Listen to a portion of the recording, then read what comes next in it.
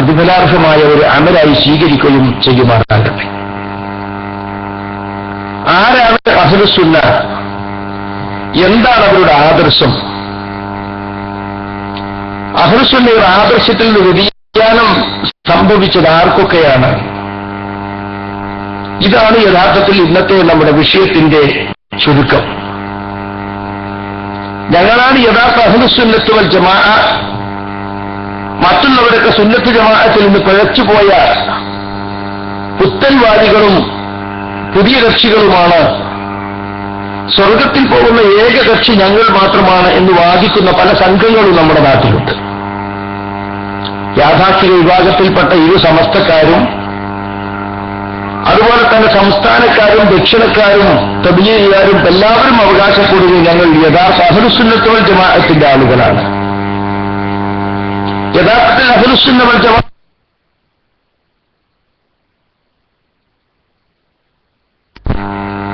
ഒരു നിലപാടിന്റെ പേരാണത് എന്ന് നമ്മൾ മനസ്സിലാക്കണം.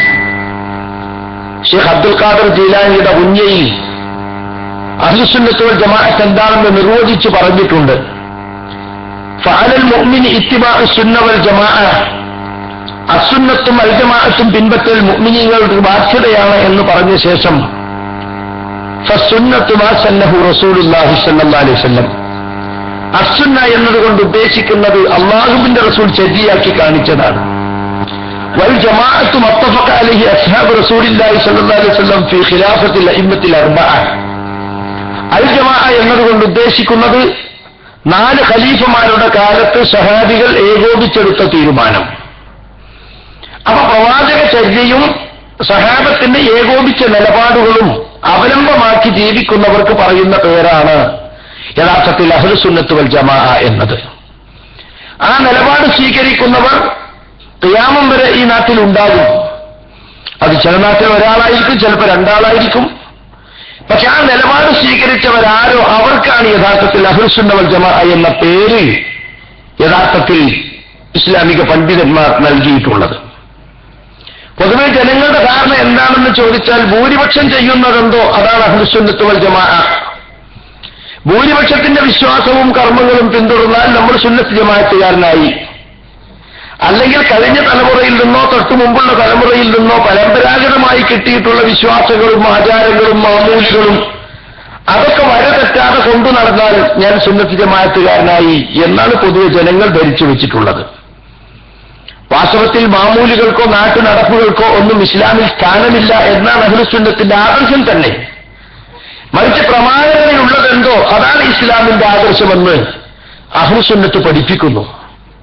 ഒരു കാര്യം ഇസ്ലാമിക ആചാരമാണോ അല്ലേ എന്ന് ചർച്ച വന്നാൽ പ്രവാചകനത് ആചാരമായി കാണിച്ചിട്ടുണ്ടോ, സ്വഹാബത്തത് ആചാരമായി കാണിച്ചിട്ടുണ്ടോ എന്ന് പരിശോധിക്കുകയാണ് ഒരു മുസ്ലിം യഥാർത്ഥത്തിൽ ചെയ്യേണ്ടത്.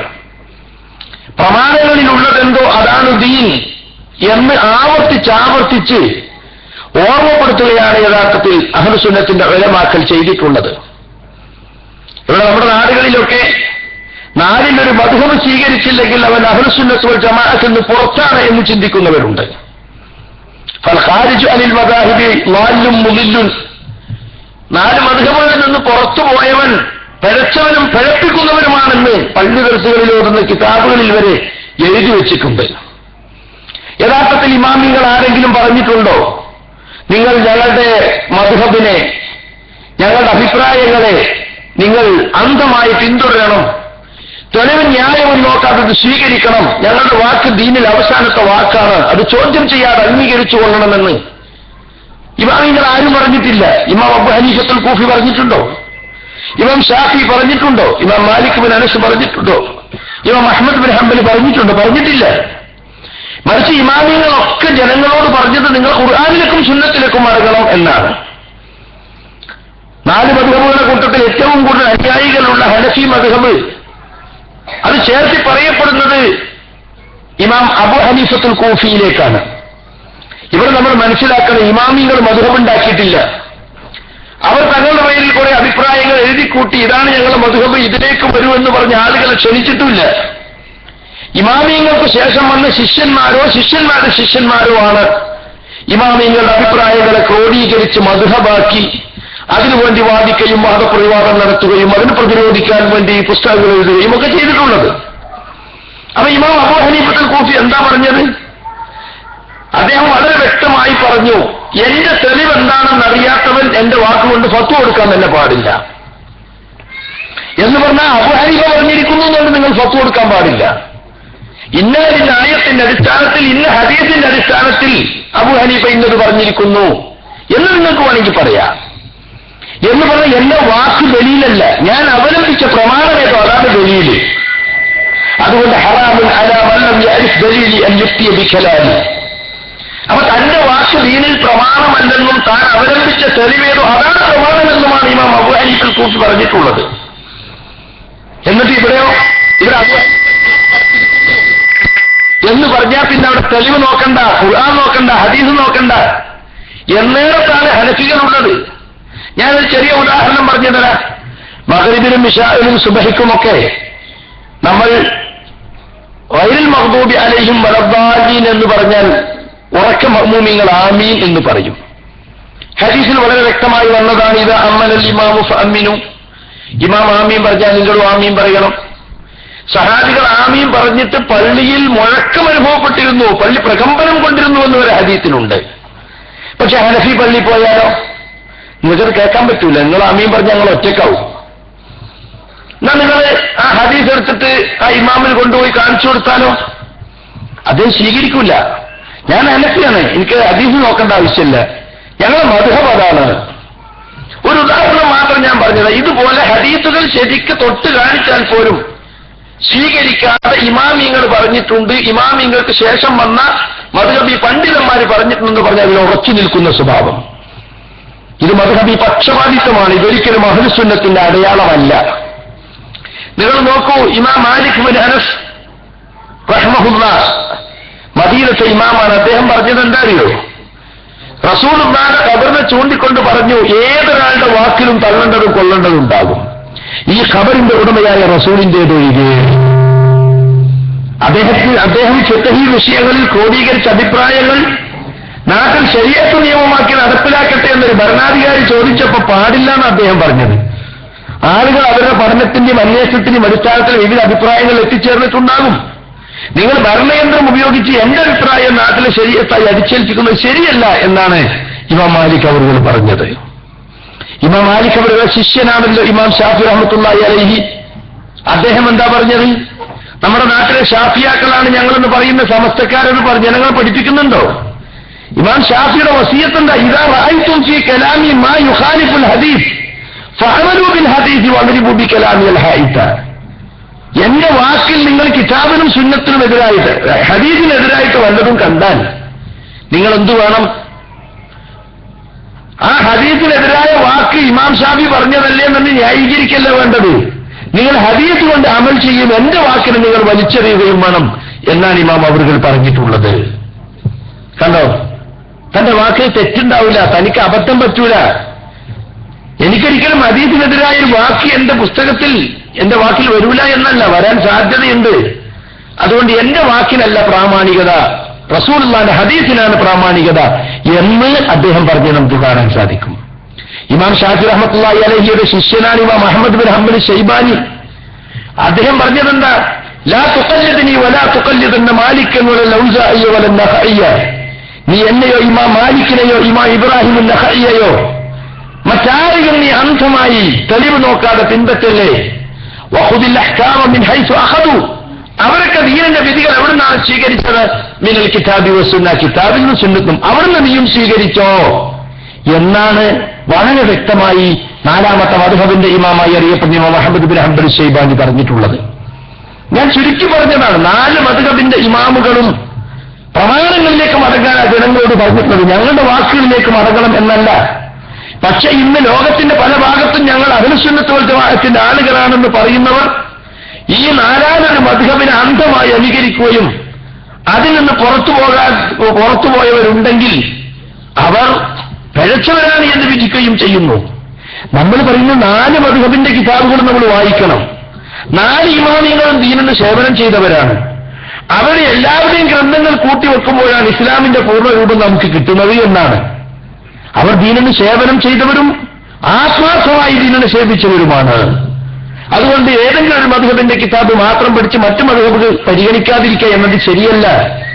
എല്ലാ മദ്ഹബിന്റെ ഗ്രന്ഥങ്ങളും പഠിക്കുകയും വായിക്കുകയും വേണം. ഇപ്പൊ മദീന യൂണിവേഴ്സിറ്റിയിൽ ജാമിഅ ഇസ്ലാമിയയിൽ എല്ലാ മദ്ഹബുകളുടെ കിതാബും കുറേശ്ശെ പരിചയപ്പെടുത്തും. ഓരോ മദ്ഹബിന്റെ ഇജ്തിഹാദിന്റെ രീതികൾ പരിചയപ്പെടുത്തും. അല്ലാതെ ഏതെങ്കിലും പ്രത്യേക മദ്ഹബിനെ മാത്രം പിന്തുണക്കുന്ന രീതി അഹ്ലുസുന്നത്ത് വൽ ജമാഅത്തിന് ഇല്ല എന്ന് നമ്മൾ മനസ്സിലാക്കണം. യഥാർത്ഥത്തിൽ ഈ 4 മദ്ഹബും മാത്രമല്ല, വേറെയും കുറെ മദ്ഹബുകൾ. മദ്ഹബ് എന്ന് പറഞ്ഞ വീക്ഷണം, ചിന്താഗതി എന്നേ അർത്ഥമുള്ളൂ. കിട്ടിയ തെളിവുകളുടെ അടിസ്ഥാനത്തിൽ അന്ന് ഹദീസുകൾ ക്രോഡീകരിച്ച് ഗ്രന്ഥമാക്കിയിട്ടില്ല. അതുകൊണ്ട് അവരുടെ അന്വേഷണത്തിന്റെ അടിസ്ഥാനത്തിൽ അവർക്ക് കിട്ടിയ ഹദീസുകളുടെ അടിസ്ഥാനത്തിൽ അവർ പ്രകടിപ്പിച്ച അഭിപ്രായങ്ങളാണ്. ഇതിനേക്കാൾ നല്ല അഭിപ്രായം നിങ്ങൾക്ക് കിട്ടിയാൽ നിങ്ങൾ അത് സ്വീകരിക്കണമെന്ന് അവർ വിശാല ഹൃദയത്തോടെ പറയുകയും ചെയ്തിട്ടുണ്ട്. പക്ഷേ ഇമാമിങ്ങളുടെ വിശാലത പിന്നീട് വന്ന ആളുകൾക്ക് ഉണ്ടായില്ല. ഇപ്പോൾ എവിടെ എത്തി എന്ന് ചോദിച്ചാൽ, മദ്ഹബ് സ്വീകരിക്കാത്തവൻ ദീനിൽ നിന്ന് തന്നെ പുറത്തുപോയവനാണ് എന്നിടത്തെത്തി. കിതാബിലേക്കും സുന്നത്തിലേക്കും ക്ഷണിക്കുന്നതിന് പകരം മദ്ഹബുകളിലേക്ക് ക്ഷണിക്കുന്ന അവസ്ഥ നമ്മുടെ നാട്ടിലില്ല, ലോകത്തിന്റെ പല ഭാഗത്തും നമുക്ക് കാണുവാൻ സാധിക്കും. ഇപ്പോ ഇസ്ലാമില്ലാത്ത പല പുതിയ ആചാരങ്ങളും ദീനിൽ കൊണ്ടുവരുമ്പോ അതിற்கு ന്യായം പറയുന്നതെന്താ? അതിനൊക്കെ ശർഈയായ ദലീലുണ്ട്. എന്താ ശർഈയായ ദലീല്? ഒന്നുകിൽ കിതാബ് അല്ലെങ്കിൽ പ്രവാചകന്റെ സുന്നത്ത്. ആ ദലീലുള്ളത് മാത്രമാണ് യഥാർത്ഥത്തിൽ മതത്തിൽ അടിസ്ഥാനമുള്ള കാര്യം എന്ന് പറയുന്നത്. എന്നാൽ അങ്ങനെ റസൂൽ സല്ലല്ലാഹു അലൈഹി വസല്ലമ ചെയ്യണമെന്നില്ല, സഹാബത്ത് കാണിക്കണമെന്നില്ല ഒരു കാര്യം ദീനാകാൻ എന്ന് പറഞ്ഞുകൊണ്ട് നബിയുടെ കാലത്തില്ലാത്ത ചില പുതിയ സംഗതികൾ ഇപ്പൊ നമ്മളൊക്കെ ഉപയോഗിക്കുന്നുണ്ടല്ലോ. ഞാൻ ഉപയോഗിക്കുന്ന ഈ മൈക്ക്, ഈ കാണുന്ന ലൈറ്റ്, ഇതൊന്നും റസൂലിന്റെ കാലത്തില്ലാത്തതാണ്. ഇതൊക്കെ ഭൗതിക കാര്യങ്ങളാണ്. അത് ചൂണ്ടിക്കാണിച്ചുകൊണ്ട് മതപരമായ കാര്യങ്ങളും ഇതുപോലെ തന്നെയാണ് ദീനിലില്ലാത്തത്, റസൂലിന്റെ കാലത്തില്ലാത്ത നമുക്ക് ഉപയോഗിക്കാം എന്ന് വാദിക്കുന്നിടത്ത് വരെ കാര്യങ്ങൾ എത്തിയിട്ടുണ്ട്. കൊല്ലം ജില്ലയിലെ ഇവർ സമസ്തക്കാരുടെ ഒരു ദായിയായ, കാന്തപുരം സമസ്ത ഒരു ദായിയായ ഫാറൂഖ് നഈമി, അയാൾ പറയുന്നൊരു ഭാഗം നിങ്ങളൊന്ന് കേട്ടു നോക്കൂ. അപ്പൊ മനസ്സിലാകും എവിടേക്കാണ് ഇവർ ആളുകളെ കൊണ്ടുപോകുന്നത്. കേട്ടോളൂ.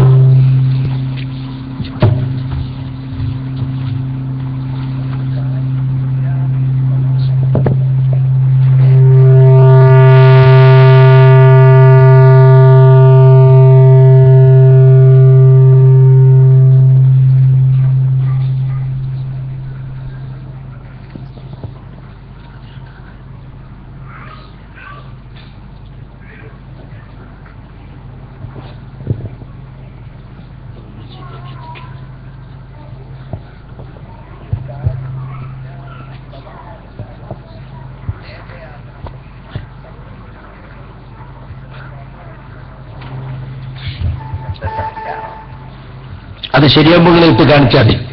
അദ്ദേഹം പറയുന്നത്, ഒരു കാര്യം ഇസ്ലാമികമാകാൻ അത് നബി സല്ലല്ലാഹു അലൈഹി വസല്ലമ ചെയ്തു, സഹാബത്ത് ചെയ്തു എന്ന് തെളിയണമെന്നില്ല. എന്നിട്ട് മൂപ്പര് ചോദിക്കുകയാണ്, ഇപ്പൊ LCD റസൂലിന്റെ കാലത്തുണ്ടോ? കമ്പ്യൂട്ടർ, മോണിറ്റർ, ഇതൊക്കെ റസൂലിന്റെ കാലത്തുണ്ട്. അതൊക്കെ നമ്മൾ ഉപയോഗിക്കുന്നില്ലേതാ? അത് യഥാർത്ഥത്തിൽ ദുനിയാവിൽ പുതിയതാണ്. റസൂൽ സല്ലല്ലാഹു അലൈഹി വസല്ലം ദുനിയാവിലൊന്നും പുതിയതുണ്ടാകാൻ പാടില്ല എന്ന് പറഞ്ഞിട്ടില്ല. ദുനിയാവ് പൂർത്തിയായി എന്നും പറഞ്ഞിട്ടില്ല. ദീന് പൂർത്തിയായി, ഇനി ദീനിലൊന്നും പുതിയതുണ്ടാകാൻ പാടില്ല എന്നാണ് റസൂൽ സല്ലല്ലാഹു അലൈഹി വസല്ലം പറഞ്ഞിട്ടുള്ളത്. അൽയൗമ അക്മൽതു ലക്കും ദീനക്കും, അള്ളാഹുവിന്റെ റസൂലിന് അവസാനത്തെ ഹജ്ജോടനുബന്ധിച്ചിറങ്ങിയ ആയത്തിൽ അള്ളാഹ് പറഞ്ഞ എന്താ? നിങ്ങളുടെ ദീന് നിങ്ങൾക്ക് ഞാൻ പൂർത്തിയാക്കി തന്നിരിക്കുന്നു എന്നാണ്. അതിൽ നിന്നും കൂട്ടിച്ചേർക്കാൻ പാടില്ല. മൻ അഹദസ ഫീ അംരിനാ ഹാദാ മാ ലൈസ മിൻഹു ഫഹുവ റദ്ദുൻ. നമ്മുടെ ഈ കാര്യത്തിൽ അഥവാ ദീനിന്റെ കാര്യത്തിൽ ഇതിൽ പെടാത്ത വല്ലതും നിങ്ങൾ പുതുതായി ഉണ്ടാക്കിയാൽ, അവിടെ ഈ കാര്യം പ്രത്യേകം പറഞ്ഞെന്തിനാ? ദീനിന്റെ കാര്യത്തിലാണ്. റസൂലുള്ളാഹിന്റെ കാലത്തില്ലാത്ത പല പുതിയ സംഗതികളും ദുനിയാവിൽ പിന്നീട് ഉണ്ടായിട്ടുണ്ട്. അതിനോട് മുസ്ലിമീങ്ങളുടെ നിലപാടെന്തായിരിക്കണം? അത് ഇസ്ലാമിന്റെ പൊതു തത്വങ്ങൾക്കും മര്യാദകൾക്കും എതിരല്ലാത്ത വിധം നമുക്ക് ഉപയോഗിക്കാം, ഒരു കുഴപ്പമില്ല. അപ്പോ പല കാര്യങ്ങളും തെറ്റായി ഉപയോഗിക്കാം, ശരിയായ സംഗതികൾക്ക് ഉപയോഗിക്കാം. അവ കമ്പ്യൂട്ടറും മോണിറ്ററും ഒക്കെ പോലെയാണോ നിസ്കാരത്തിന് ശേഷമുള്ള കൂട്ടപ്രാർത്ഥന? അത് റസൂലുള്ള ചെയ്തിട്ടുണ്ടോ നോക്കണ്ടേ? മൗലിദ് കഴിക്കൽ റസൂലുള്ള പഠിപ്പിച്ചിട്ടുണ്ടോ നോക്കണ്ടേ? മരണാനന്തര അടിയന്തരങ്ങൾ റസൂൽ ചെയ്തിട്ടുണ്ടോ നോക്കണ്ടേ? അപ്പൊ മതപരമായി കൂലി കിട്ടണമെന്ന് ആഗ്രഹിച്ചുകൊണ്ട് മുസ്ലിമീങ്ങൾ ചെയ്യുന്ന ഓരോ കാര്യങ്ങളും അത് അല്ലാഹുവിന്റെ റസൂൽ ചെയ്തിട്ടുണ്ടോ, സഹാബത്ത് ചെയ്തിട്ടുണ്ടോ എന്ന് നോക്കണം. അപ്പോഴല്ലേ അഹ്ലുസുന്നത്ത് വൽ ജമാഅത്ത് ആവുള്ളൂ. അഹ്ലുസുന്നത്ത് അഹ്ലുസുന്ന വൽ ജമാഅ എന്ന് പറഞ്ഞ ആരാണ്? പ്രവാചക ചര്യയും സഹാബത്തിന്റെ ഏകോപിച്ച തീരുമാനങ്ങളും അവലംബമാക്കി ജീവിക്കുന്നവർക്ക് പറയുന്ന പേരാണ്. എന്നാൽ അവർ മാറിയിട്ട് ആ തത്വം മാത്രം പറയും, പക്ഷെ പ്രായോഗിക തലത്തിൽ അത് ഉണ്ടാവില്ല. മാത്രമല്ല പല വിദ്യാർത്ഥികളെയും കുറിച്ച് നമ്മൾ പറഞ്ഞാൽ അവർ ന്യായീകരണം പറയേണ്ട അറിയോ? അത് നിക്റല്ലേ, അത് ദുആയല്ലേ? ഫർള് നിസ്കാരത്തിന് ശേഷം കൂട്ടപ്രാർത്ഥന നടത്തുന്ന ആളുകൾ നിങ്ങൾക്കറിയില്ലേ? ഇമാം അവിടെ ഇരുന്ന് പ്രാർത്ഥിക്കുകയും മഅ്മൂമീങ്ങൾ ആമീൻ ആമീൻ എന്ന് പറയും ചെയ്യും. ചില ആളുകൾ ഇവിടെ നല്ലതല്ലേ, നമുക്കിപ്പോ എല്ലാ ദുആയും ഓർമ്മ ഉണ്ടാവില്ലല്ലോ, ആ ഒരു ദുആയിൽ നമ്മളും കൂടിക്കൊടുത്താൽ മതിയല്ലോ. ശരിയാണ്, നമ്മളെ ന്യായമാണത്. പക്ഷെ നമ്മൾ പരിശോധിക്കേണ്ട കാര്യം മെഹ്റാജിനോടനുബന്ധിച്ചാണ് 5 നേരത്തെ നിസ്കാരം നിർബന്ധാക്കപ്പെട്ടത്. മെഹ്റാജ് ഉണ്ടായപ്പോഴാ മദീനയിൽ പോകുന്നതിന്റെ 2 കൊല്ലം മുമ്പാണ്. മദീനയിൽ പോയിട്ട് 10 കൊല്ലം ജീവിച്ചു, മുമ്പ് 12 കൊല്ലം 5 വഖത്ത് നിസ്കാരം നിസ്കരിച്ചു. അതിന് മുമ്പ് വഖത്തില്ലാതെ കൃത്യമായി നിസ്കാരം 5 നേരം കൃത്യമാക്കാതെ നിസ്കരിച്ചിട്ടുണ്ട്. അപ്പൊ 5 നേരത്തെ നിസ്കാരം നിർബന്ധമാക്കപ്പെട്ടിട്ട് 12 കൊല്ലം. 12 × 360 × 5 എത്ര വരും? 20,000-ഓളം വഖത്ത് നിസ്കാരം വന്നു. ഈ 20,000-ഓളം വഖത്ത് ഫർദ് നമസ്കരിച്ച റസൂൽ സല്ലല്ലാഹു അലൈഹി വസല്ലം ഒരിക്കലെങ്കിലും അവിടെ ഇരുന്ന് ദുആ ചെയ്യുകയും പിന്നിലുള്ള മുഅ്മിനീങ്ങൾ ആമീൻ പറയുകയും ചെയ്തിട്ടുണ്ടോ? അതാ നോക്കേണ്ടത്. കാരണം എന്താ? സല്ലൂ കമാ റഅയ്തുമൂനി ഉസല്ലി, ഞാൻ എങ്ങനെ നമസ്കരിക്കുന്നതായി നിങ്ങൾ കണ്ട അതുപോലെ നിങ്ങൾ നിസ്കരിക്കണം. നമസ്കാരത്തിന് രൂപവും രീതിയും എങ്ങനെ തുടങ്ങണം, എങ്ങനെ അവസാനിപ്പിക്കണം, നിസ്കാരത്തിന് മുമ്പ് എന്തൊക്കെ ഷർത്തുകൾ പാലിക്കണം, നിസ്കാരത്തിൽ എന്തൊക്കെ ഫർളുകൾ പാലിക്കണം, എങ്ങനെ നിസ്കാരത്തെ ഒഴിവാക്കണം, സലാം വീട്ടിക്കഴിഞ്ഞാൽ പിന്നെ എന്തു ചെയ്യണം, അതൊക്കെ പ്രവാചകൻ സല്ലല്ലാഹു അലൈഹി വസല്ലം പഠിപ്പിക്കണം. അത് നമ്മുടെ യുക്തിക്കോ ബുദ്ധിക്കോ ന്യായങ്ങൾക്കൊന്നും ഒരു സ്ഥാനമല്ല. അപ്പൊ ആരാണ് മതപരമായ കാര്യമെന്ന് പറയുന്നത്? അത് റസൂൽ സല്ലല്ലാഹു അലൈഹി വസല്ലം പഠിപ്പിച്ചിട്ടുണ്ടോ? അതേ പറ്റുള്ളൂ. ഇപ്പൊ നിങ്ങൾ നോക്ക്, ഒന്നു കൊടുക്കുമ്പോ ഓരോ അവയവങ്ങൾ കഴുകുമ്പോഴും ഒരു പ്രത്യേക ദുആ ചില കിതാബുകളിലൊക്കെ കാണാം. ചില ആളുകളൊക്കെ ചെല്ലാറും ഉണ്ടാവും അല്ലേ? കൈ കഴുകുമ്പോ അല്ലാഹുമ്മ ഇഹ്ഫദ് യദയ്യ മിൻ മആസിക കുല്ലിഹാ, പടച്ചവനെ എന്റെ ഈ 2 കൈകളെയും നിനക്കെതിരെ പ്രവർത്തിക്കുന്നതിൽ നിന്നും നീ സംരക്ഷിക്കണേ. നല്ല ഫിറ്റായതുമാണ് കൈ കഴുകുമ്പോ. പിന്നെ വായു വെള്ളം കയറ്റുമ്പോ കൊപ്പിളിക്കുമ്പോ അല്ലാഹുമ്മ അന്നി അലാ ദിക്രിക വ ശുക്രിക, നിന്നെ ഓർക്കാനും നിനക്ക് നന്ദി കാണിക്കാനും നീ എന്നെ സഹായിക്കണേ. മൂക്കിൽ വെള്ളം കയറ്റി ചീറ്റുമ്പോ അല്ലാഹുമ്മ അർഹിനി റായിഹത്തുൽ ജന്ന, പടച്ചവനെ നീ എനിക്ക് സ്വർഗത്തിന്റെ മണം ആസ്വദിപ്പിക്കണേ. പിന്നെ മുഖം കഴുകുമ്പോ അല്ലാഹുമ്മ ബയ്യിൻ വജ്ഹി യൗമ തബയ്യന്നു വുജൂഹും വതസ്വദ്ദു വുജൂഹ്, ചില മുഖങ്ങൾ വെളുക്കുകയും ചില മുഖങ്ങൾ കറുക്കുകയും ചെയ്യുന്ന പരലോകത്ത് എന്റെ മുഖത്ത് വെളുപ്പിക്കണേ. പിന്നെ വലത് കൈ മുട്ടുൾപ്പെടെ കഴുകുമ്പോ അല്ലാഹുമ്മ അത്നി കിതാബി ഫീ യമീനി, പടച്ചവനെ എന്റെ നന്മ തിന്മകളുടെ ഗ്രന്ഥം എന്റെ വലത് കൈയിൽ തരണേ. വഹാസിബിനി ഹിസാബൻ യസീറ, എന്നെ നീ ലഘുവായ നിലക്ക് വിചാരണ നടത്തണേ. അപ്പൊ സത്യവിശ്വാസികൾക്ക് അങ്ങനെയാണെന്ന് ഖുർആനിലും ഹദീസിലൊക്കെ ഉണ്ട്. ലഘുവായ വിചാരണയായിരിക്കും. രേഖ കൊടുക്കുന്ന വലത്തെ കയ്യിലേക്ക് അവരെ ഒപ്പിച്ചുണ്ടാക്കിയതാ. ഇടത് കയ്യിലേക്ക് കൊള്ളുമ്പോ അല്ലാഹുമ്മ ലാ തുഅ്തിനി കിതാബി ഫീ ശിമാലി, പടച്ചവനെ എന്റെ രേഖ എന്റെ ഇടത് കയ്യിൽ തരല്ലേ. വലാ മിൻ വറാഇ ലഹരി, എന്റെ പിൻഭാഗത്തുകൂടെ തരല്ലേ. അങ്ങനെയാണ് സത്യനിഷേധികൾക്ക് പരലോകത്ത് രേഖ കൊടുക്കുക.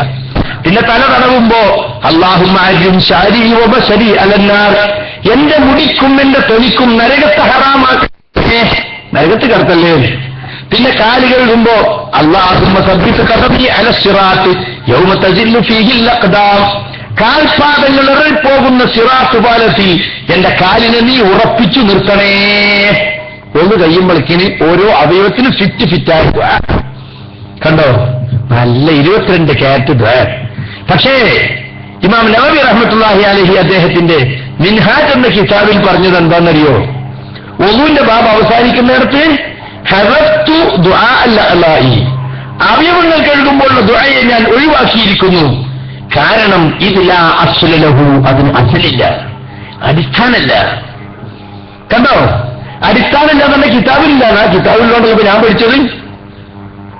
ഈ മിൻഹാജിന്റെ ശറഹായ മുഗ്നി ഖതീബ് ശർബീനിയുടെ മുഗ്നിയിൽ പറഞ്ഞിട്ടുണ്ട് ഇങ്ങനെ ദുആ ഉണ്ട്. മുമ്പ് ചിലരൊക്കെ അത് ചൊല്ലിയെന്നും കേട്ടിട്ടുണ്ട്. പക്ഷെ ഇമാം നബിയോട് ഒഴിവാക്കി. അപ്പൊ നമ്മളിവിടെ സ്വീകരിച്ച മാനദണ്ഡം എന്തോ അതാ ഇമാം നബി സ്വീകരിച്ചത്. ദുആയല്ലേ, ദിക്റല്ലേ, നല്ലതല്ലേ എന്ന നിലക്ക് അദ്ദേഹത്തിലേക്ക് കയറ്റിയില്ല. അസിലില്ലാത്തതൊന്നും ഇബാദത്താകാൻ പറ്റൂല. ഇതിന് അസിലില്ല. അസിലില്ല എന്ന് പറഞ്ഞാൽ ഫീ കുത്തുബിൽ ഹദീസ്, ഹദീസിന്റെ ഗ്രന്ഥങ്ങളിൽ അതിന് അസിലില്ല. റസൂലുള്ളാഹി അങ്ങനെ ദുആ പഠിപ്പിച്ചിട്ടില്ല. സഹാബത്ത് അങ്ങനെ ദുആ കാണിച്ചു തന്നിട്ടില്ല, അതുകൊണ്ട് നമ്മൾ ഒഴിവാക്കി. അപ്പൊ ദുആല്ലേ ദിക്റല്ലേ എന്നും പറഞ്ഞിട്ട് പുതിയത് കൊണ്ടുവരുന്നതിനെ ഇമാം നവവി അനുകൂലിച്ചില്ല എന്നർത്ഥം. അപ്പൊ ഒരു കാര്യം നബി സല്ലല്ലാഹു അലൈഹി വസല്ലമയോ സഹാബത്തോ ചെയ്തിട്ടുണ്ടോ എന്ന് നോക്കി തന്നെയാണ് അത് ഇസ്ലാമികമായ കാര്യമാണോ അല്ലേ എന്ന് തീരുമാനിക്കേണ്ടത്. ഒന്ന് കാണിച്ചു കൊടുക്കണ്ടേ?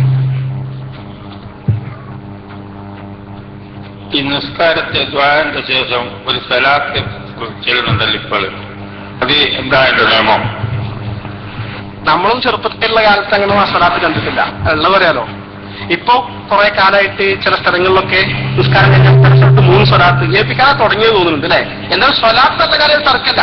അപ്പൊ ഏൽപ്പിക്കാതെ 3 ആക്കിയപ്പോ നമ്മളാൾക്കാർ 10 ആക്കിയിട്ടുണ്ട്. ഇങ്ങനെ പല രീതിയിൽ നടന്നു വരുന്നുണ്ട്. എന്തായാലും സ്വലാത്ത് എപ്പോഴും ചെല്ലാം. പ്രത്യേകിച്ചും നിസ്കാരത്തിന് ശേഷം ദ്വാരക്കാൻ, ദ്വാരന്റെ മുമ്പ് സ്വലാത്തല്ല, ശേഷം സ്വലാത്തല്ല. അത് 2ഉം ചെല്ലാം, 3ഉം ചെല്ലാം, 5ഉം ചെല്ലാം, 10ഉം ചെല്ലാം. പക്ഷെ പള്ളിയിൽ നിസ്കരിക്കാൻ മറ്റു ജമാഅത്തിൽ വരുന്ന ആളുകൾക്ക് ആശയക്കുഴപ്പം തശ്വീഷും ഉണ്ടാക്കാൻ പാടില്ല. അത് ഒരു പ്രധാന വിഷയമാണ്. മാത്രമല്ല ആ സ്ഥലത്ത് പ്രത്യേകം സ്വലാത്ത് 3 സുന്നത്താ വിചാരിച്ച വിദാത്തായി. ഇസ്ലാമിക മസല എങ്ങനെ?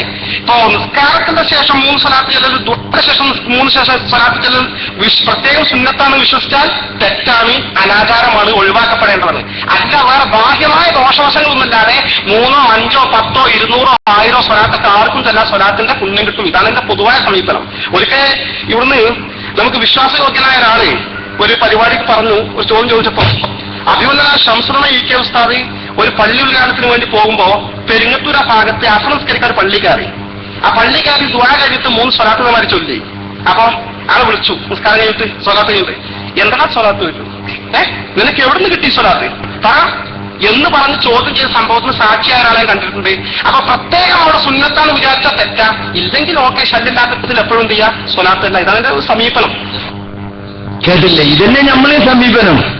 നിസ്കാര ശേഷം 3 സ്വലാത്ത് ചൊല്ലുന്ന ഏർപ്പാടുണ്ടല്ലോ ഉസ്താദെ, അതിന്റെ നിയമം എന്താണെന്നാണ് സാധാരണക്കാരനായ ഒരു മനുഷ്യൻ ചോദിക്കുന്നത്. ഇ.കെ. വിഭാഗത്തിന്റെ നേതാവായ യുവ നേതാവ് അമ്പലക്കടവ് ഫൈസി പറയുകയാണ്, നമ്മളൊന്നും ചെറുപ്പത്തിൽ അങ്ങനെ സ്വലാത്തില്ല. അപ്പൊ അടുത്ത കാലത്ത് തുടങ്ങിയാണ്, ഏസിക്കാരോ തുടങ്ങിയെന്ന് തോന്നില്ല, അവർക്കൊരു കുത്ത്. അപ്പൊ അവർ തുടങ്ങിയപ്പോ പിന്നെ അവര് 3 ആക്കിയപ്പോ നമ്മൾ 5 ആക്കി, പിന്നെ 10 ആക്കിയപ്പോ നമ്മൾ കുറയാൻ പറ്റില്ല, അങ്ങനെയാണ് വന്നാന്നാ തോന്നുന്നത്. പിന്നെ അവർ പറയാം സ്വലാത്ത് എപ്പോഴും ചെല്ലൊരു കുഴപ്പമില്ല, നിസ്കാരത്തിന് മുമ്പും ചെല്ല, ശേഷം ചെല്ല, എപ്പോഴും ചെല്ല. പക്ഷേ ഫർദ് നിസ്കാരത്തിന് ശേഷം അങ്ങനെ സ്വലാത്ത് സുന്നത്താണ് എന്ന നിലക്ക് ചൊല്ലിയാൽ അത് വിദഅത്തായി. സ്വലാത്തല്ലേ, നല്ലതല്ലേ എന്നുകൊണ്ട് എടുത്തില്ല. നബി സല്ലല്ലാഹു അലൈഹി വസല്ലം ആ പ്രത്യേക സ്ഥലത്ത് അങ്ങനെ സ്വലാത്ത് പഠിപ്പിച്ചിട്ടുണ്ടോ? എങ്കിലേ അത് സുന്നത്താവുള്ളൂ. സ്വലാത്ത് നല്ലതല്ലേ എന്നിട്ട് ഓരോരുത്തർക്ക് ഓരോ സ്ഥലത്തേക്ക് ഫിറ്റാക്കാൻ പറ്റുമോ? ഒരാൾ പറയാണ് തെങ്ങുമ്പോ കയറുമ്പോ 3 സ്വലാത്ത് സുന്നത്തുണ്ട്, റോഡ് മുറിച്ചെടുക്കും 5 സ്വലാത്ത് സുന്നത്തുണ്ട്, പുഴയുടെ നീന്തിയാണെങ്കിൽ വെള്ളത്തിൽ പോകാൻ പോവുകയാണെങ്കിൽ 2 സ്വലാത്ത് സുന്നത്തുണ്ട്. ഇങ്ങനെ ഓരോരുത്തർ അവനവന്റെ ഇഷ്ടത്തിനനുസരിച്ച് തീരുമാനിക്കാൻ പറ്റുമോ? സ്വലാത്ത് നല്ലതാണ്, സുന്നത്താണ്. അപ്പൊ പ്രത്യേക സമയവും സന്ദർഭവും നിശ്ചയിച്ച് അത് ചെയ്യണമെങ്കിൽ റസൂൽ സല്ലല്ലാഹു അലൈഹി വസല്ലം പഠിപ്പിച്ചിരിക്കണം. കണ്ടോ? അതാണ് നഈമി പറഞ്ഞതിലുള്ള അബദ്ധം. നഈമി പറഞ്ഞത് കാണിച്ചു കൊടുക്ക്. ഫാറൂഖ് നഈമി എപി വിഭാഗത്തിന്റെ കാര്യം ഇസ്ലാമിൽ പ്രമാണമുണ്ടാകണമെങ്കിൽ, രേഖയാകണമെങ്കിൽ, സമ്മതിക്കണമെങ്കിൽ നബി സല്ലല്ലാഹു അലൈഹി വസല്ലം തങ്ങൾ പ്രവർത്തിച്ചു കൊള്ളണം എന്ന് നിർബന്ധമില്ല. നമ്മൾ ശരിക്കും മനസ്സിലാക്കേണ്ട ഒരു വിഷയമാണ്. നിബിധങ്ങൾ ചെയ്തോ എന്ന് ചോദിച്ചു വരുമ്പോ ചാടി പണം ഉണ്ടാക്കാൻ നിൽക്കണ്ട. ഒരു കാര്യം നിബിധങ്ങൾ ചെയ്താലേ ഇസ്ലാമാകൂന്നില്ല,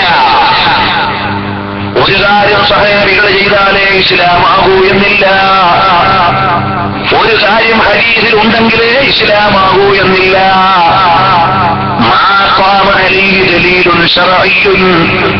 ഒരു വിഷയത്തിന് ഇസ്ലാം പ്രാമാണികമായി പിന്തുണ നൽകണമെന്നേ ഉള്ളൂ, അല്ലാതെ നിബിധങ്ങൾ ചെയ്തതേ ചെയ്യാവൂ എന്നില്ല.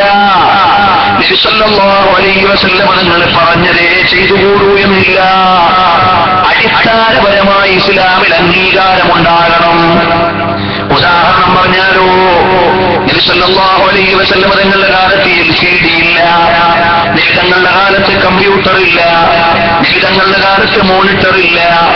ഈ സാധനങ്ങളൊക്കെ പുതുതായി വന്നപ്പോ ഇസ്ലാമിക പ്രബോധനത്തിന് വിനിയോഗിക്കുന്നതിൽ നബി തങ്ങൾ ചെയ്തിട്ടുണ്ടോ എന്ന ചോദ്യത്തിന് പ്രസക്തിയില്ല, സ്വഹാബികൾ ചെയ്തിട്ടുണ്ടോ എന്ന ചോദ്യത്തിന് പ്രസക്തിയില്ല, ഇമാമുകൾ ചെയ്തിട്ടുണ്ടോ എന്നതിന് പ്രസക്തിയില്ല. അപ്പൊ ഇസ്ലാമല്ലേ? ഇസ്ലാമല്ലെങ്കിൽ ഇവിടെ മുജാഹിദുൽ ഇസ്ലാം അല്ലാതെ ചെയ്യുന്നില്ലേ? കേട്ടില്ലേ? അപ്പൊ LCD കമ്പ്യൂട്ടറൊക്കെ മുജാഹിദികൾ എങ്ങനെ ഉപയോഗിക്കുന്നില്ലേ, അതുപോലെ തന്നെ ഞങ്ങൾ കൂട്ടപ്രാർത്ഥന നടത്തണം, മൗലൂദ് കഴിക്കണമൊക്കെ എന്ന് സമീകരണം നടത്തുക ചെയ്യുന്നത്. ഒന്ന് ദുനിയാവിന്റെ കാര്യമാണ്, മറ്റേ ദീനിന്റെ കാര്യമാണ്. ദുനിയാവിൽ പുതുതായി പലതും ഉണ്ടാകും, അത് ദീനിനെതിരല്ലാത്ത രൂപത്തിൽ നമുക്ക് ഉപയോഗിക്കാം. നബി ബസ് കയറണമെന്ന് ആലോചിച്ചിട്ടാണ് നമ്മൾ ബസ് കയറല്. പ്ലെയിനിൽ ഇങ്ങനെ കരിപ്പുവല്ലി കയറുമ്പോൾ അള്ളാന്റെ റസൂല് കയറാത്തൊരു വണ്ടിയിലാണ് റബ്ബേ ഞാൻ ഈ കയറുന്നത് വലിയ കുറ്റാവോ എന്ന് നമുക്ക് ബേജാറില്ല. കാരണം എന്താ, ദീനിനെതിരല്ല. അപ്പൊ ദീനിനെതിരല്ലാത്ത രൂപത്തിൽ ദുനിയാവിൽ പുതിയ കാര്യങ്ങൾ ഉണ്ടാകുമ്പോൾ അത് ഉപയോഗപ്പെടുത്താം. പക്ഷെ അത് വെച്ചിട്ട് ദീനിൽ ഒരു കാര്യം സുന്നത്താകണമെങ്കിൽ നബി പഠിപ്പിക്കണമെന്നില്ല, ഹദീസിൽ സഹാബികൾ കാണിച്ചു തരണമെന്നില്ല, ഹദീസിൽ ഉണ്ടായിരിക്കണമെന്നില്ല എന്ന് പഠിപ്പിക്കുന്നത് ദൂരവ്യാപകമായ പ്രത്യാഘാതം ഉണ്ടാക്കും. പ്രമാണങ്ങളിൽ അട്ടിമറി നടത്താൻ, പ്രമാണങ്ങളിൽ ഇല്ലാത്തത് പലതും ദീനിലേക്ക് തിരികെ കയറ്റാൻ ഒരു ഗൂഢമായ ശ്രമത്തിന്റെ ഭാഗമാണത് എന്ന് മനസ്സിലാക്കണം. പ്രമാണങ്ങളിലുള്ളത് ദീനിൽ ഉണ്ടാകാവൂ, ദീനിൽ പുതിയതുണ്ടാകാൻ പാടില്ല. ഉണ്ടാക്കാൻ അല്ലാഹുവിന്റെ റസൂല് ലൈസൻസ് കൊടുത്തിട്ടില്ല. ദുനിയാവിൽ പുതിയതുണ്ടാകാം, അത് ദീനെതിരല്ലെങ്കിൽ നമുക്ക് ഉപയോഗിക്കുന്നതിന് യാതൊരു കുഴപ്പവുമില്ല. അത് ദുആഅല്ലേ ദിക്റല്ലേ എന്ന് പറഞ്ഞ് ന്യായീകരിക്കുന്നതിനെയാണ് നമ്മൾ എതിർക്കുന്നത്. അതാണ് ഇമാം നവവിയുടെ ഞാൻ നേരത്തെ പറഞ്ഞത്. അപ്പൊ അഹ്ലുസുന്ന വൽ ജമാഅ എന്ന് പറഞ്ഞാൽ പ്രമാണങ്ങളിലുള്ളത് മുറുകെ പിടിക്കുകയും പ്രമാണങ്ങളില്ലാത്ത ബിദ്അത്തുകളെ തള്ളിക്കളയുകയും ചെയ്യുക എന്നതാണ് അഹ്ലുസുന്നത്തിന്റെ നിലപാട്. റസൂൽ പഠിപ്പിക്കാത്ത ഒരു ദുആന്റെ രീതി സഹാബത്തിന്റെ കാലത്തുണ്ടായപ്പോ അബൂ മൂസ അശ്അരി റളിയല്ലാഹു അൻഹു അതുപോലെ തന്നെ അബ്ദുല്ലാഹി ഇബ്നു മസ്ഊദും അവരെ പള്ളിയിൽ തന്നെ ഇറക്കി വിട്ടു. പള്ളിയിൽ ചെന്ന് നോക്കുമ്പോ ഒരു വട്ടത്തിന്റെ നടുക്കൊരാള്, അയാളെ കയ്യിൽ കടലമണി പോലത്തെ ചെറിയ കല്ലുകള്. എന്നിട്ട് അയാൾ പറയാണ് സബ്ബിഹൂ ബിഅത്തൻ, നിങ്ങൾ സുബ്ഹാനല്ലാഹ് ലിക്കോളൂ 100 വട്ടം. അപ്പൊ ചുറ്റുമുള്ളവർ ഇങ്ങനെ സുബ്ഹാനല്ലാഹ് സുബ്ഹാനല്ലാഹ്. അപ്പൊ ഇയാൾ കല്ലിങ്ങനെ നീക്കും. 100 കഴിഞ്ഞാൽ പിന്നെ പറയും കബ്ബിറൂ ബിഅത്തൻ, അല്ലാഹു എണ്ണിക്കോളൂ 100 പ്രാവശ്യം. അപ്പൊ അല്ലാഹു അക്ബർ, അല്ലാഹു ഇങ്ങനെ നീക്കും. ഇത് കണ്ടു. ഇങ്ങനെ ഇവിടെ ഒരു വട്ടം അപ്പുറത്തിലൂടെ വട്ടം വട്ടായിട്ട് ഇങ്ങനെ പള്ളിയിൽ ദിക്ർ ആൽക്കാൻ നടക്കുകയാണ്. അബ്ദുല്ലാഹി റളിയല്ലാഹു അൻഹു എന്ന സഹാബി, റസൂലുള്ളാഹിന്റെ കൂടെ ജീവിച്ച സഹാബിയാണ്, ദിക്റിന്റെ പ്രാധാന്യം മനസ്സിലാക്കിയ ആളാണ്. പക്ഷെ ഇങ്ങനൊരു രീതി റസൂലുള്ളാഹി ദിവസം പഠിപ്പിച്ചിട്ടില്ല. അതുകൊണ്ട് അദ്ദേഹം ദേഷ്യം വന്നു. അവരെ നേരെ ചെന്നിട്ട് ചോദിച്ചു, വയഹക്കും യാ ഉമ്മത്ത മുഹമ്മദ്, മുഹമ്മദ് നബിയുടെ ഉമ്മത്തെ നിങ്ങൾ എത്ര പെട്ടെന്നാണ് നശിച്ചത്? മാ അസ്റ ഹലക്കത്തുക്കും, ഇത്ര പെട്ടെന്ന് നിങ്ങൾ നശിച്ചു പോയോ? ഹൗലായി സഹാബത്തു നബിയിക്കും മുതവാസിറൂന, നിങ്ങളുടെ നബിയുടെ കൂടെ ജീവിച്ച സഹാബികൾ ഈ നാട് നിറഞ്ഞു നിൽക്കുകയാണ്, അവരാരും മരിച്ചു തീർന്നിട്ടില്ല. വാദിയ തിയാബുലം തബല, അവിടുന്ന് ഉപയോഗിച്ച വസ്ത്രം ഒരുമ്പിപ്പോയിട്ടില്ല. വാരിയത്തുഹുലം തകസ്സർ, നബി ഉപയോഗിച്ച പാത്രം ഉടഞ്ഞു പോയിട്ടില്ല. എന്നാൽ നബി മരിച്ചിട്ട് കുറച്ചു കാലമായുള്ളൂ. അപ്പോഴേക്കും നിങ്ങൾ വിദേഹത്തിന്റെ വാതിൽ തുറക്കുകയാണെന്ന് പറഞ്ഞിട്ട് അവരെ ആ പള്ളിയിൽ നിന്ന് ഇറക്കി വിട്ടു എന്നാ പറയുന്നത്. ദിക്റല്ലേ, നല്ലതല്ലേ എന്ന് പറഞ്ഞിട്ട് ന്യായീകരിച്ചോ? ന്യായീകരിച്ചില്ല. അപ്പൊ സ്വഹാബത്തിന്റെ നിലപാട് യഥാർത്ഥത്തിൽ ഇതായിരുന്നു. ബിദ്അത്തിനോട് അവർക്ക് വെറുപ്പായിരുന്നു. പ്രമാണങ്ങളിൽ ഇല്ലാത്തതിനെ ഒരിക്കലും അവർ അംഗീകരിച്ചിരുന്നില്ല. അതാണ് അഹ്ലുസുന്ന വൽ ജമാഅത്തിന്റെ നിലപാട് എന്ന് നമ്മൾ മനസ്സിലാക്കണം. ഇബ്നു ഉമർ റളിയല്ലാഹുവിന്റെ അടുത്ത് വെച്ചിട്ട് ഒരാൾ തുമ്മിയിട്ട് അൽഹംദുലില്ലാഹ് വസ്സലാത്തു വസ്സലാമു അലാ റസൂലില്ലാഹ് എന്ന് അദ്ദേഹം ഉടനെ പ്രതികരിച്ചു. എന്തെന്നാടാ പറഞ്ഞേ? മാ ഹക്കദ അല്ലമന റസൂലുള്ളാഹ്, അള്ളാന്റെ റസൂൽ നമ്മളെ ഇങ്ങനെയല്ല പഠിപ്പിച്ചിട്ടുള്ളത്. അവിടുന്ന് പറഞ്ഞത് ഇതാ അഹദുക്കും ഫലി അഹ്മദില്ല, നിങ്ങൾ തുമ്മിയാൽ അൽഹംദുലില്ലാഹ് എന്ന് പറയട്ടെ എന്നാ പറഞ്ഞത്. വലം യഖുൽ വലിയുസല്ലി അലാ റസൂലില്ലാഹ്, റസൂലിന് വരുന്ന സലാത്ത് പറയട്ടെ എന്ന് റസൂൽ പറഞ്ഞിട്ടില്ല. അയാളുടെ സലാത്തല്ലേ, നല്ലതല്ലേ?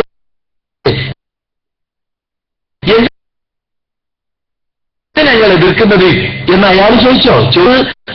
അങ്ങേയറ്റം ഭയപ്പെട്ടിരുന്നു. അപ്പൊ നിങ്ങൾ നോക്ക്, പെരുന്നാക്ക് നമ്മൾ ബാങ്ക് കൊടുക്കുന്നില്ല അല്ലേ? സെക്രട്ടറി ഇങ്ങനെ വിളിച്ചു പറഞ്ഞില്ല എല്ലാവരും വേഗം ഒന്നുകൊടുത്ത് കയറണം, നിസ്കാരം കഴിഞ്ഞിട്ട് നമുക്ക് ഒന്നുമില്ല സർക്കാരുണ്ട് എന്നൊക്കെ ഇങ്ങനെ അനൗൺസ് ചെയ്യല. എന്താ ഒരു ബാങ്ക് ഒരു ഇഖാമത്തും കൊടുത്താലും കൊടുക്കുന്നില്ല? കാരണം എന്താ?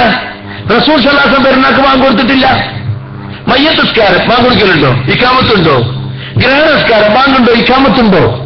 അപ്പൊ നബി ബാങ്ക് എടുത്തെടുത്ത് ബാങ്ക് കൊടുക്കുക, നബി ബാങ്ക് ഉപേക്ഷിച്ചെടുത്ത് ബാങ്ക് ഉപേക്ഷിക്കുക. അതാണ് ദീന്. നബി എങ്ങനെ ചെയ്ത് കാണിച്ചോ അതുപോലെ ചെയ്യാം.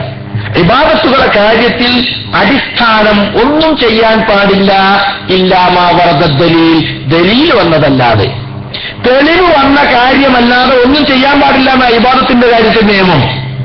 എന്നാൽ പൊതുവെ ഭൗതിക കാര്യങ്ങളിൽ, ജനങ്ങളുമായുള്ള ഇടപാടുകളിൽ, കച്ചവടം, കൃഷി, രാഷ്ട്രീയം പോലുള്ളതിലൊക്കെ വിരോധിക്കാത്തതൊക്കെ ചെയ്യാം. ഒരു കച്ചവടം നമ്മൾ ചെയ്യുമ്പോൾ ഇക്കച്ചവടം നബി ചെയ്തതാണോ? മൊബൈലിന്റെ കച്ചവടം ഇപ്പോൾ റസൂൽ ചെയ്തിട്ടുണ്ടോ? പഴയ ടയറിന്റെ കച്ചവടം നബി ചെയ്തിട്ടുണ്ടോ എന്ന് നോക്കേണ്ട ആവശ്യമില്ല. നബി വിരോധിച്ച കച്ചവടത്തിൽ അത് പൊടുവോ നോക്കിയാൽ മതി. അതുകൊണ്ട് ഇബാദത്തുകളുടെ കാര്യത്തിലും മുആമലാത്തിന്റെ കാര്യത്തിലുമൊക്കെയുള്ള അടിസ്ഥാന തത്വങ്ങളെ മാറ്റി നിർത്തിക്കൊണ്ടുള്ള ചില സമീപനങ്ങള് റസൂൽ ചെയ്തോ നോക്കണമെന്നില്ല, സഹാബത്ത് ചെയ്തോ നോക്കണമെന്നില്ല എന്ന് പറയുന്നത് ആളുകളെ തെറ്റിലേക്ക് കൊണ്ടുപോകും, ബിദ്അത്തിലേക്ക് കൊണ്ടുപോകും. അതുകൊണ്ട് പ്രമാണങ്ങളിൽ വന്നാൽ അത് സസന്തോഷം മുറുകെ പിടിക്കുകയും പ്രമാണങ്ങളിൽ ഇല്ലാത്തത് എത്ര ഉപ്പാപ്പമാരുടെ കാലം മുതൽ നിലനിൽക്കുന്നതാണെങ്കിലും അത് ബിദ്അത്താണെന്ന് തിരിച്ചറിഞ്ഞ് അത് കൈയൊഴിക്കുകയുമാണ് വേണ്ടത്. കാരണം ഓരോ ഖുതുബയിലും റസൂൽ പറയും, നിങ്ങൾ എന്ത് ചെയ്യണം? മുഹദ്ദസാത്തിനെ സൂക്ഷിക്കണം. ഫൈന ശർറുൽ ഉമൂരി മുഹദ്ദസാത്തുഹാ, കാര്യങ്ങളിൽ ഏറ്റവും മോശമായത് മതത്തിൽ പുതുതായി കടത്തിക്കൂട്ടപ്പെട്ടതാണ്. വകുല്ല മുഹദ്ദസത്തിൻ ബിദ്അ, പുതുതായി കടത്തിക്കൂട്ടപ്പെട്ടതൊക്കെ ബിദ്അത്താണ്, പുത്തനാശയങ്ങളാണ്, നവീനാശയങ്ങളാണ്.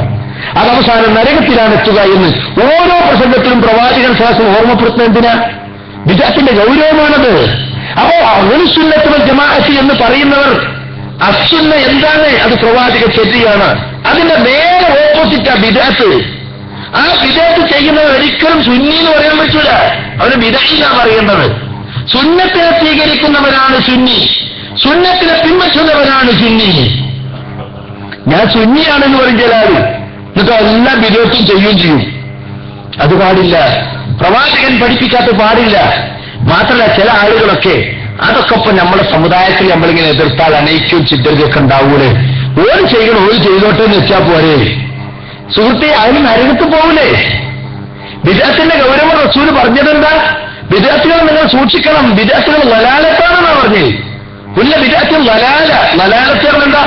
സന്മാർഗത്തിനുള്ള വ്യതിയാനം, വഴികേടാണത്. വകുല്ല വലാലത്തിൽ പിന്നാർ, വഴികേട് അവസാനം ചെന്നിട്ടും നരകത്തിലേക്കാണ്. അത് മാത്രമല്ല, വേറെ ഹദീസുണ്ട്, ഇന്നല്ലാഹ യസ്തജറ തൗബത അൻ കുല്ലി സാഹിബി ബിദ്അത്തിൻ ഹത്താ യദഅ ബിദ്അതഹു. ഒരു ബിദ്അത്തുകാരൻ അവന്റെ ബിദ്അത്തിനെ പാടെ ഉപേക്ഷിക്കുന്നത് വരെ അല്ലാഹ് അവന്റെ തൗബ സ്വീകരിക്കൂല, തടഞ്ഞു വെച്ചിരിക്കുന്നു. തൗബ ചെയ്യാത്ത മനുഷ്യന്മാരുണ്ടാവുമോ? എന്തെങ്കിലും തെറ്റുപറ്റാത്ത ആരും ഉണ്ടാവില്ല. കുല്ലു ബനി ആദമ ഖത്താഉൻ, ആദമിന്റെ മക്കളൊക്കെ അബദ്ധം പറ്റുന്നവരാ. വഖൈറുൽ ഖത്താ